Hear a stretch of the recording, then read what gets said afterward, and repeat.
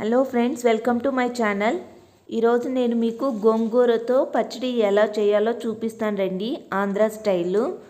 దానికి నేను ముందుగా ఫ్రెష్గా ఉన్న గోంగూర ఒక కట్ట తీసుకొని ఆకులన్నీ ఉల్చిపెట్టి క్లీన్ చేసి పెట్టేసుకున్నానండి. తర్వాత ఒక కడాయిలోకి ఒక 3 స్పూన్స్ వరకు ఆయిల్ వేసుకున్నాను. దానికి నేను మిర్చి తీసుకున్నానండి.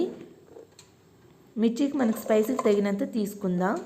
దాన్ని ఆయిల్లోకి వేసేసుకొని వేయించేసుకుందాం.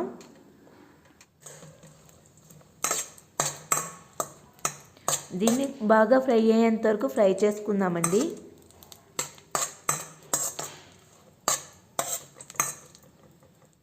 లో ఫ్లేమ్లోనే ఫ్రై చేసుకోవాలి.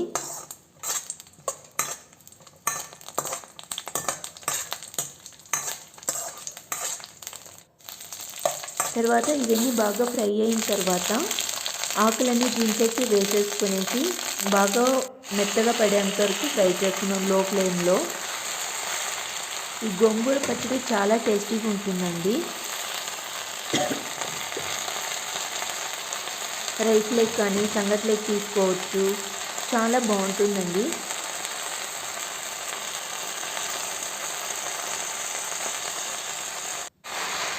ఈ నిదానంగా ఇలా కలుపుకుంటూ ఫ్రై చేసుకోవాలి. ఇంత ఆకుని కదా ఫ్రై అయ్యే లోపల కొద్దిగా అవుతుంది.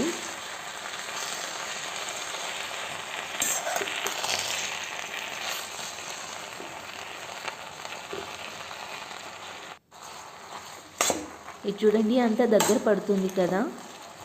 ఇలా దగ్గర పడేంతవరకు బాగా కలుపుతూ ఉండాలండి. ఇది ఆల్మోస్ట్ ఫ్రై అవుతుంది, ఇంకా కాసేపు నేను ఫ్రై చేస్తాను. చూడండి అంత ఆకు ఎంత కొద్దిగా అయిందో. ఇది కొద్దిగా వాటర్ వదులుతుందండి. ఆ వాటర్ అంతా డ్రై అయ్యేంత ఫ్రై చేసుకుందాం. ఆల్మోస్ట్ ఉడికిపోయిందండి.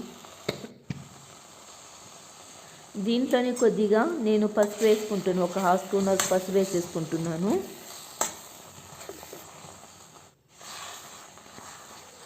అంతే అండి, రెడీ అయిపోయింది.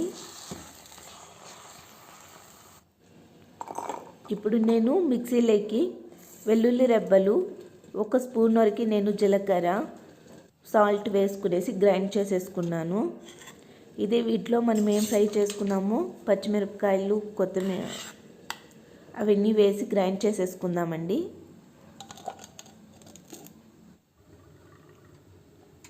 ఇదిగోండి రెడీ అయిపోయింది. దీనికి ఇప్పుడు పచ్చి ఆనియన్స్ యాడ్ చేస్తున్నాను. ఇది చేయడం వల్ల చాలా కమ్మగా టేస్టీగా ఉంటుంది. ఇదిగోండి వేసేసుకొని ఫ్రై చేసుకున్నాను. ఇప్పుడు మనం పోపు పెట్టేసుకుందాం.